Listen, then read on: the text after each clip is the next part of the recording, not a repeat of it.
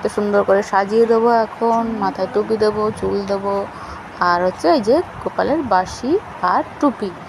তো বন্ধুরা এখন রাধা রানীকে স্নান করাচ্ছি, দই মাখিয়ে স্নান হচ্ছে এখন। তারপরে গোবিন্দর করবো, মানে কৃষ্ণর করবো।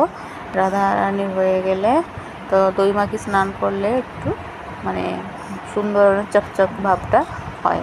তো দই মাখানো হয়ে গেছে, এবার স্নানও হয়ে গেছে, এবার জামা পরিয়ে দিলাম।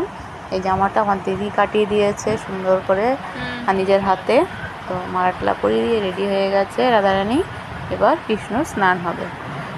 এখন জামাগুলো খুলে দিয়ে এখন দই মাখাচ্ছি, মাখিয়ে আবার তারপরে এবার জল দিয়ে স্নান করে দিচ্ছি।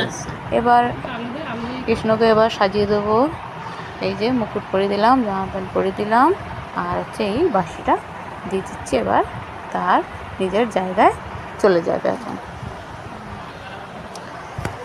তো বন্ধুরা কেমন লাগলো তোমাদের আমার এই ভিডিওটা? যদি ভালো লেগে থাকে প্লিজ একটা লাইক করো আর সঙ্গে থেকো। টাটা বন্ধুরা।